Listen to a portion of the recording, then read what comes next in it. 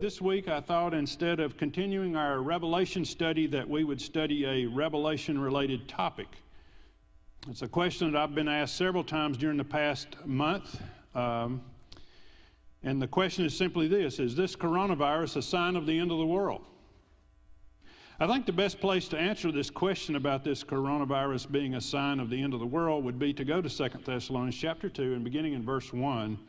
It says, "Now, brethren, concerning the coming of our Lord Jesus Christ and our gathering together," talking about the rapture of Christians, "gathering together to him, we ask you not to be soon shaken in mind or troubled, either by spirit or by word or by letter, as if from us, as though the day of Christ had come. Let no one deceive you by any means, for that day will not come unless the falling away comes first, and the man of sin is revealed, the son of perdition, who opposes and exalts himself above all that is called God, or that is worshipped, so that he sits as God in the temple of God, showing himself that he is God. Do you not remember when I was still with you?" I guess back in 1 Thessalonians. "I told you these things. And now you know what is restraining, that he may be revealed in his own time. For the mystery of lawlessness," I think King James says, "the mystery of iniquity is already at work." If you underline things in your Bible, underline that phrase there, because that's what we're going to work this morning. The mystery of lawlessness is already at work. Only he who now restrains will do so until he is taken out of the way. And then the lawless one will be revealed, whom the Lord will consume with the breath of his mouth and destroy with the brightness of his coming. The coming of this lawless one is according to the works of Satan, with all power, signs, and lying wonders, and with all unrighteousness and deception among those who perish, because they did not receive the love of the truth, that they might be saved.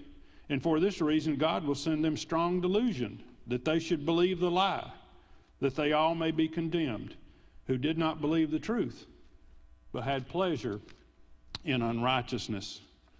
Again, what the Apostle Paul here is referring to is a question about the end times. Apparently some teachers were coming to the church at Thessalonica, spreading rumors that Paul had written a letter to somebody saying that the day of the Lord had already come and they missed it. Well, needless to say, they were in a panic. So Paul writes to them in verse 3, and assures these believers that the day of the Lord, the second coming of Christ, Judgment Day, had not yet happened. Paul says that Christ will not return until a couple of things happen. First of all, in verse 3, it says there is this apostasy, the falling away, as you see there. The gospel will be preached throughout the nations, as Jesus has said, to people around the world, and many will receive this gospel.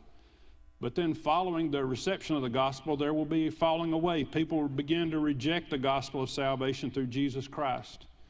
And once the people reject the truth, the world will be wide open for the big lie, the great deception of the one called the Antichrist. And we see him there in verse 3. That's the second thing that would happen. In the last days, this man of sin, this son of perdition, verse 8 calls him the lawless one, will appear. This is the same one that the Apostle John calls the Antichrist. And according to verses 9 and 10, this Antichrist will be empowered by Satan. He will be the master of deceit. He will perform lying signs and wonders. Verse 4 tells us this Antichrist will oppose God. Of course, the Greek word for oppose is anti. So he will be anti-God, anti-Christ. He will exalt himself above God. He will deceive people by sitting as God in the temple of God, showing himself that he is God.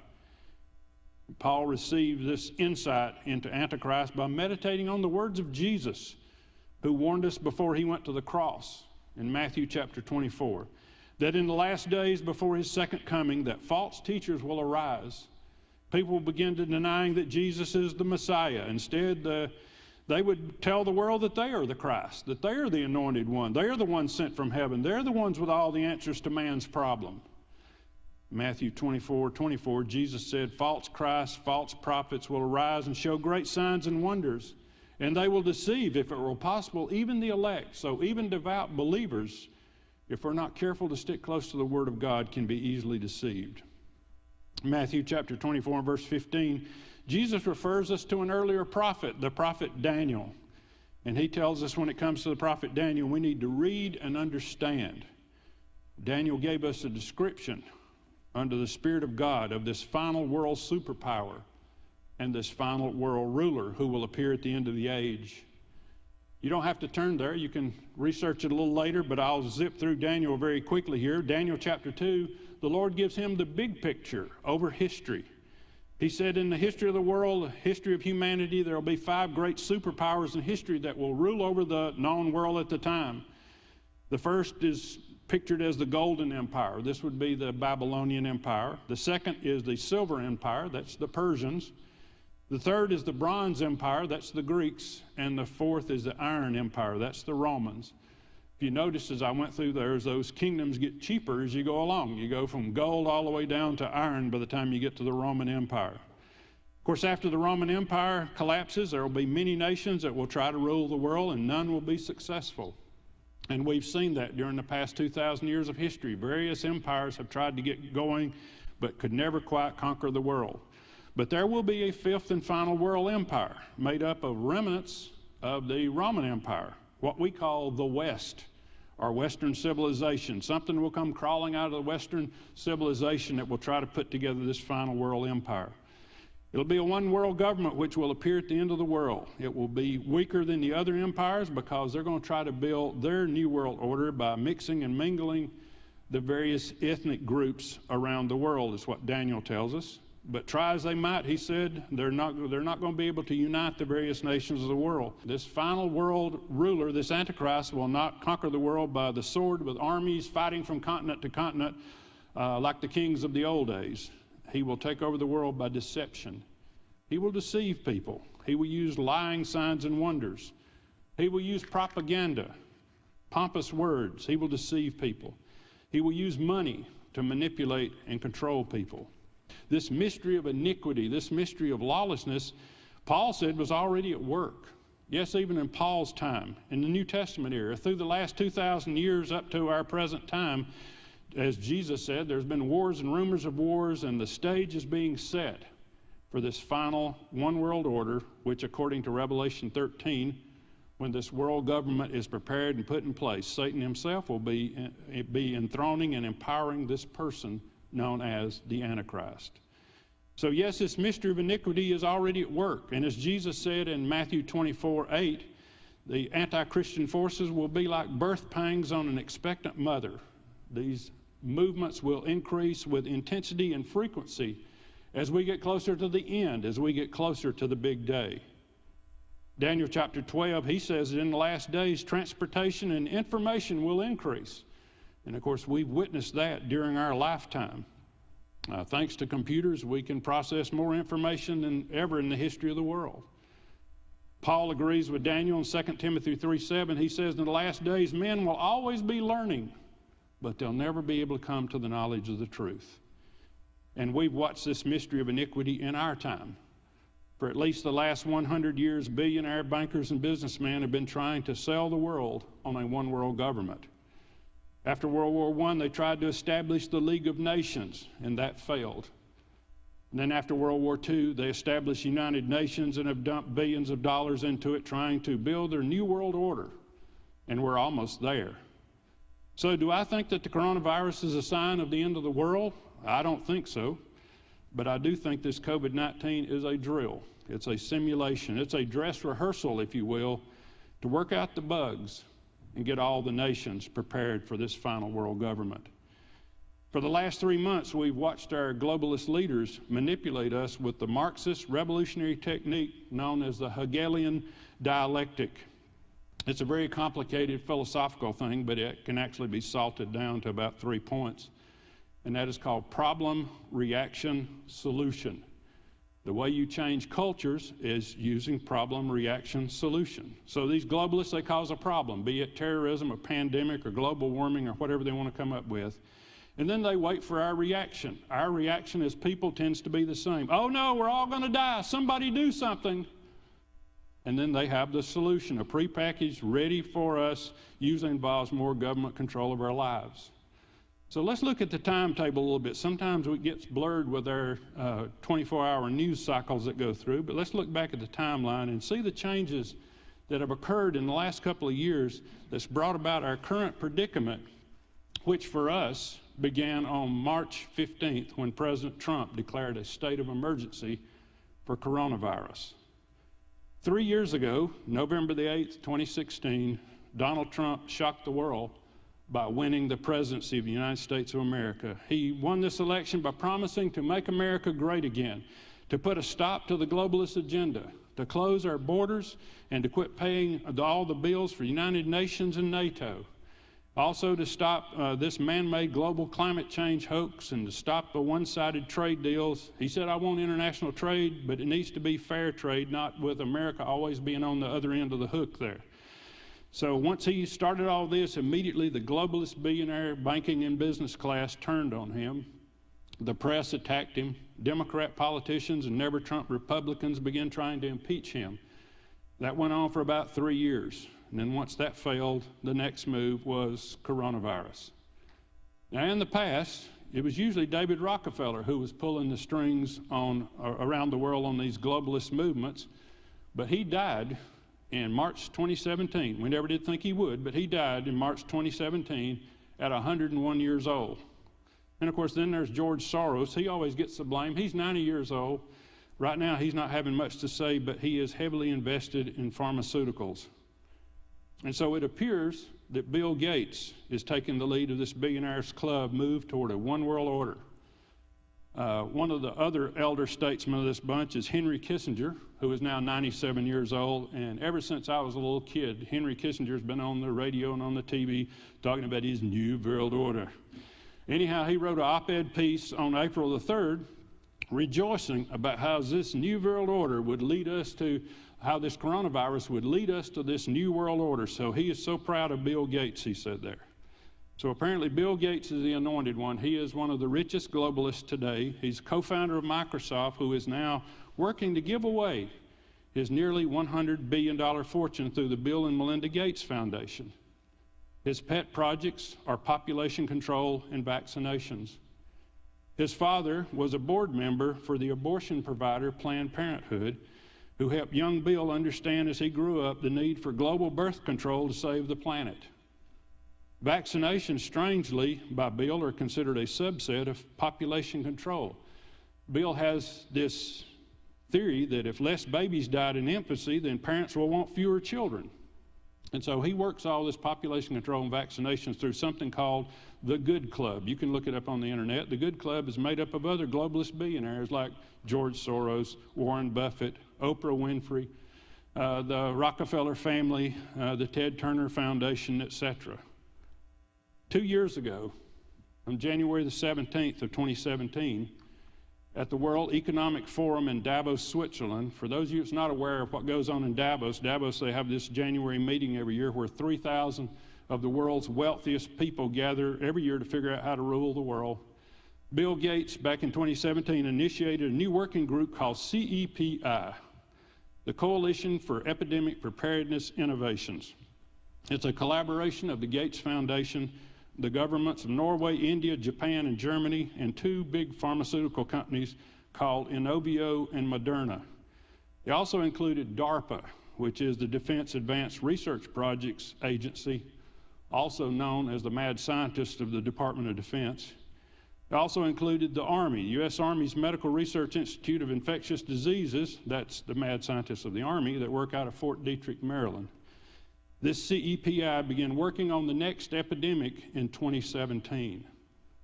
Also at Davos, Gates began working on a Netflix video called Pandemic. Now, as y'all all know, I don't watch movies, but maybe I should have watched this one. It was released in November of last year. The plot of the movie was a coronavirus that originated in a wet market in China, leaving millions of people dead. Wow, what do you think? Is that a coincidence? Is Bill Gates a prophet, or is it a plan? Last fall, October the 18th, 2019, there was a pandemic exercise called Event 201 at Johns Hopkins University. The exercise was conducted by the Bill and Melinda Gates Foundation, the World Economic Forum, and Michael Bloomberg's School of Public Health at Johns Hopkins University. And yes, that's the same Michael Bloomberg that just tried to run against Donald Trump for President of the United States. The pandemic simulation predicted that the coronavirus would have the same kill rate as the Spanish flu of 1918, which caused around 65 million deaths worldwide in an 18-month period. It's also interesting to note that Dr. George Fugao, the director of the Chinese Centers for Disease Control, was involved in the simulation. At the same time, at the very same day, October the 18th, and lasted through the 27th, the World Military Games were being held, of all places, in Wuhan, China. You had 10,000 athletes from 110 countries. The United States delegation was about 300 people. 2 months later, January the 7th, China reports the coronavirus outbreak in Wuhan. January the 21st through the 24th was the 2020 annual World Economic Forum gathering in Davos. So the rich guys were back in Davos again in January of this year. And Bill Gates and his CEPI that I just announced, they announced a coronavirus vaccine program with partnerships including Inovio and Moderna and the United States National Institute for Allergy and Infectious Diseases, which is led by none other than Dr. Tony Fauci, who is now the chief medical advisor to President Trump, who you see on TV in these daily briefings that we're getting. He's an interesting character because he wrote in March in the prestigious New England Journal of Medicine that this coronavirus was going to be a nothing. It was going to be similar to the seasonal flu. But when he went in front of the television cameras, he told American people this coronavirus is 10 times worse than the seasonal flu, may kill 2 million Americans if we do nothing. It still may kill 200,000 Americans even if we shut down the country and shelter in place. There's no known vaccine, he said, and it's going to take 12 to 18 months to get a vaccine even ready for trials. And of course, the question is where did Dr. Fauci get all those numbers? Where did he get the model of the 2 million people and 200,000 people? Well, it turns out that came out of the University of Washington, the Institute for Health, Metrics, and Evaluation, which is funded by the Bill and Melinda Gates Foundation. Before the thing was over in Switzerland, we had something going on at the United States Capitol. On January the 24th, the United States House of Representatives began drafting a coronavirus stimulus bill called the CARES Act. Yes, the money that you got this past week and deposited into your account actually started the legislative process on January the 24th, which as Americans, we didn't even know there was such a thing as a coronavirus till March, but somebody knew. So somebody in Congress knew it well enough to know that we were going to need relief, and they started a bill back on January the 24th. By the way, January the 24th is also the same time that the Senate was getting an ultra-secret briefing about this, and our new Senator Kelly Loeffler all of a sudden started having some changes made to her investment strategy on Wall Street. January the 30th, the United Nations World Health Organization officially launches a worldwide public health emergency for what they called a novel coronavirus. Even though at that time there was only 150 cases in the world, nevertheless, they knew it was going to be an emergency. By the way, novel means newly discovered, means never seen before, means COVID-19 didn't just come crawling out of the woods. Kind of makes you wonder, where did it come from? January the 31st, President Trump orders a travel ban on anyone traveling from China. 4 days later, January the 4th, the Centers for Disease Control decided not to use the World Health Organization's COVID-19 test kits. They didn't think they were good enough, that we had to come up with our own. So CDC made their own test, and they were defective. Had to pull them all off the market. CDC got out some new tests by the end of February, but then there were backlogs taking 1 to 2 weeks for people to find out whether they had it or not. By the way, you may not remember this about my resume, but before the Lord rearranged my life, I was planning on being a doctor. I was a pre-med major at the University of North Georgia College, majored in biology, minored in chemistry. So I went to the CDC website and looked at those test instructions to see what all was involved in doing a coronavirus test. And listen to this. This is a quote from the CDC website. A positive COVID-19 test does not rule out bacterial infections or co-infections with other viruses. Even COVID-19 may not even be the definite cause of the disease. COVID-19 DNA in their swab of their throat or their nostrils, then you're going to report that to CDC as a positive case. Well, one of the things that does for you is it definitely pumps up the numbers to make sure that everything that happens out there in the medical field is a COVID-19 case. Well, anyway, the next day, February the 5th, Donald Trump was acquitted on the charges of impeachment. So all this time, we've been watching news about this impeachment, and we knew nothing about this COVID-19 thing that was going on out there in the world. So March the 11th, the World Health Organization officially declared the COVID-19 a global pandemic. March the 14th, the Associated Press announced that volunteers in Seattle were given the COVID-19 vaccine. Wait a minute. That was made by Moderna, where have we heard that name before? And it was approved by Dr. Fauci's National Institutes of Health. And wait a minute, that's less than 2 months. I thought Dr. Fauci earlier said it takes at least 12 or 18 months to get a vaccine ready for trials. So something's going on there. Anyhow, March 15th, President Trump declares a state of emergency in the United States for COVID-19. And that's when we begin the social distancing, setting 6 feet apart, standing 6 feet apart, no meetings with over 10 people. On March 31st, Bill Gates wrote an op-ed in the Washington Post saying the United States missed the opportunity to get ahead of the coronavirus, so we need to shut down the U.S. economy for at least 10 weeks, which would take us to the end of June. And a week earlier, Bill Gates did a TED Talk interview where he said that once people of the world learn to trust science to solve a pandemic, maybe they'll be ready to trust science to solve climate change. And it kind of makes you wonder, where are we going with this thing? And so now we've moved on in our television narrative. Now the narrative is whodunit. Where did this COVID-19 originate? Chinese leaders are saying that the United States military who attended the World Games in Wuhan released it as a bioweapon against China. American leaders are calling it the Wuhan virus and saying that the Chinese released it out of their virology lab in Wuhan in order to affect the world. The truth is probably up in there somewhere. But the trouble is, it's classified. And we will not know the truth for 40 years until it's declassified. And at that point, I will not care. Bottom line, this novel coronavirus, COVID-19, is a manufactured crisis designed to deceive people to accept a radically different world than you and I are used to living in. Now, don't get me wrong. Don't go out of here and misquote me. I'm not saying that people don't get sick with coronavirus. I'm not saying that they don't even die with it. The only thing I'm saying is, according to the Centers for Disease Control, who keep up with all these diseases, in an average year in the United States, there are 39 million cases of flu.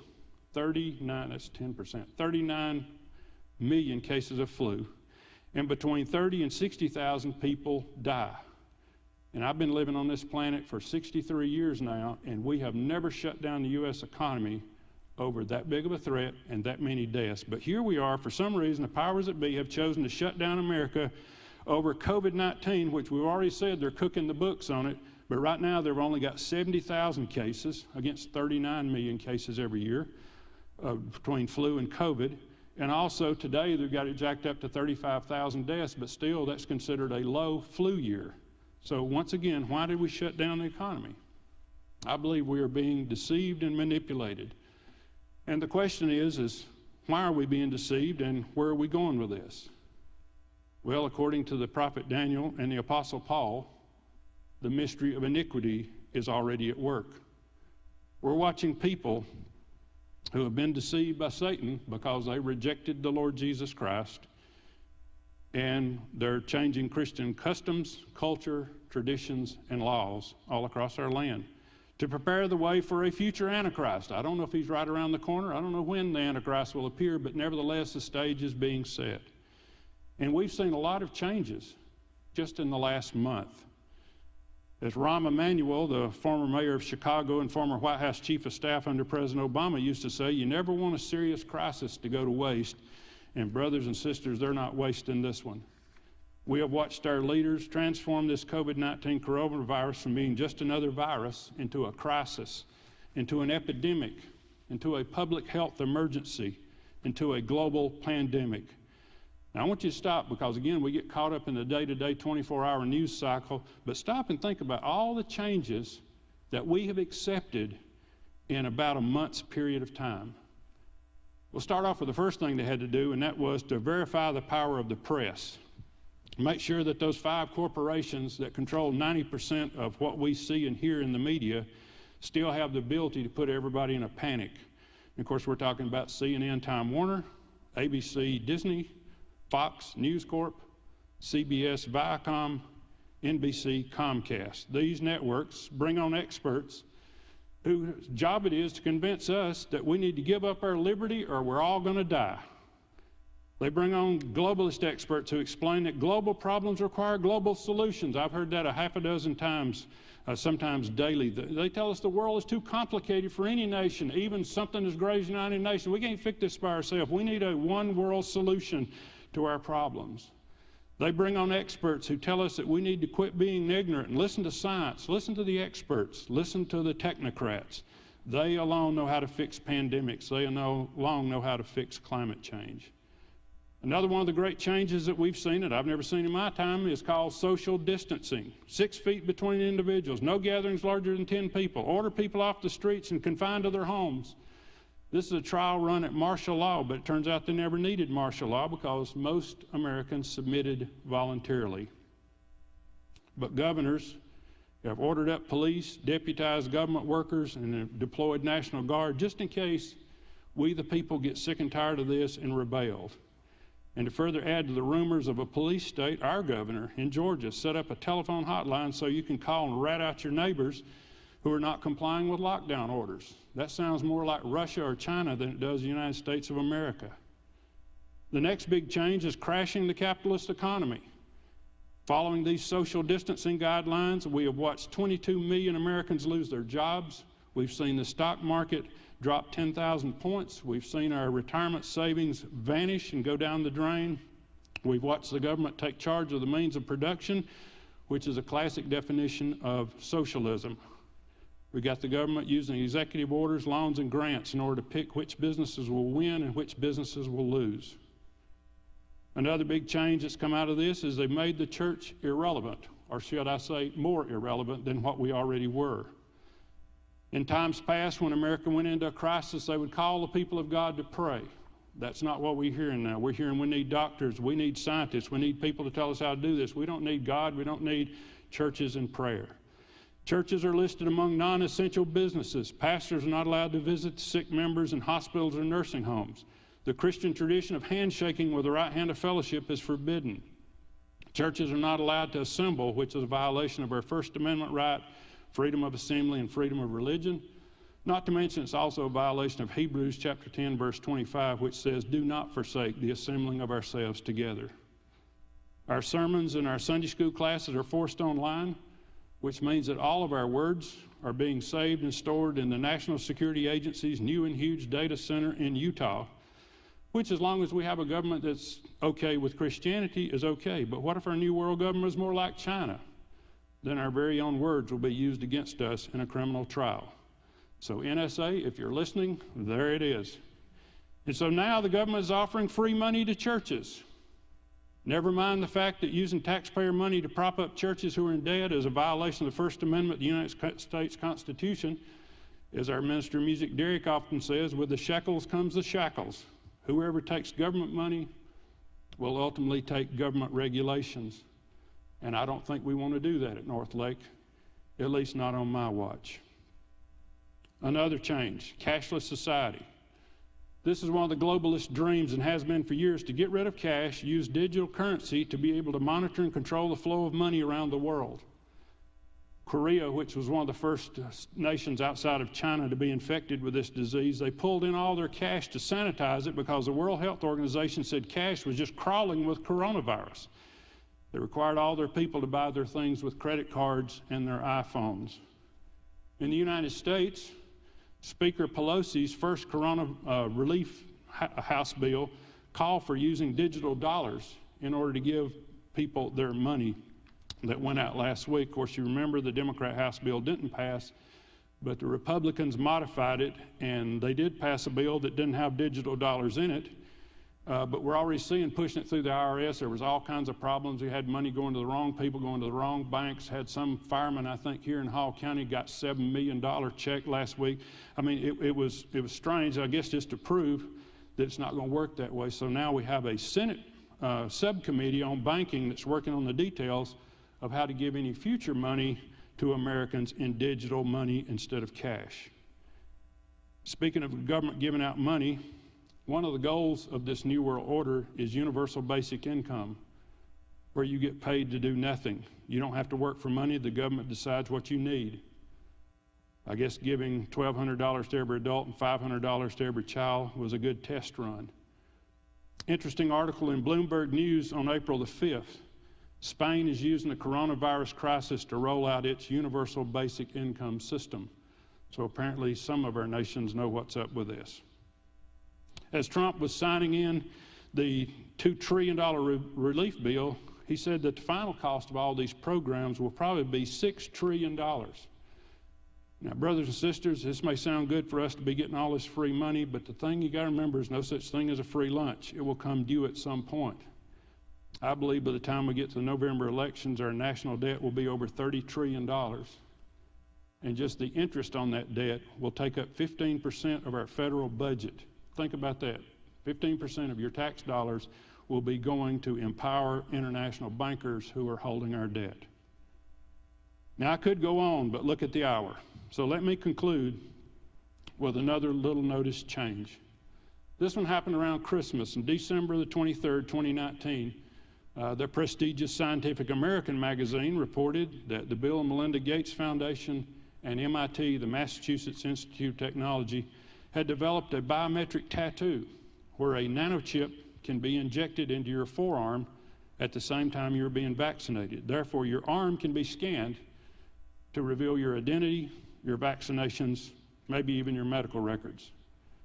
The biometric tattoo program is part of a bigger plan called ID 2020 that was also announced this January at the World Economic Forum in Davos, again sponsored by the Bill Gates Foundation, Rockefeller Foundation, and several other billionaire organizations.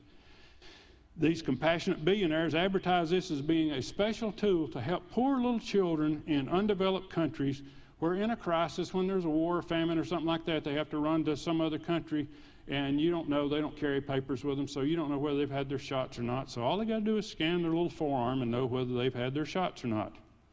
Sounds very compassionate.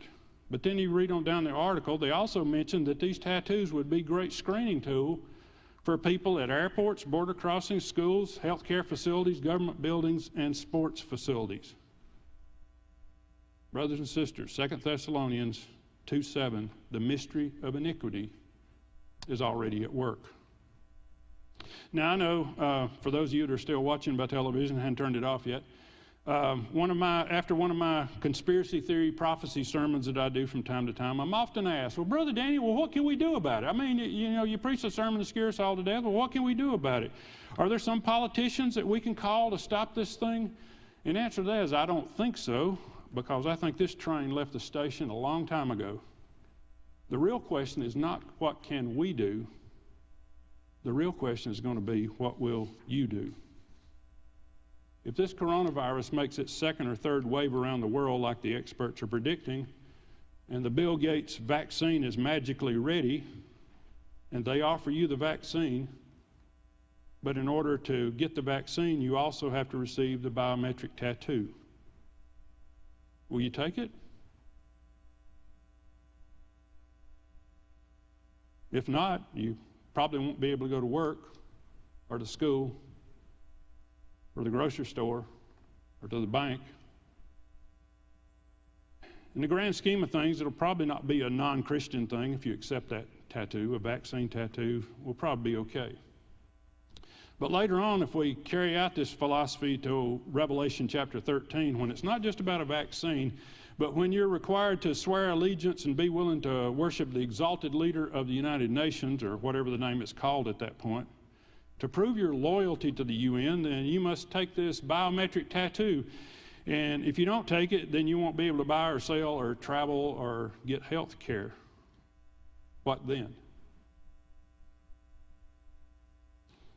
You're probably saying, Danny, I think this is a little extreme. I don't think this can happen. Sure, it can happen. It's happened before in history, even in some non-techie times.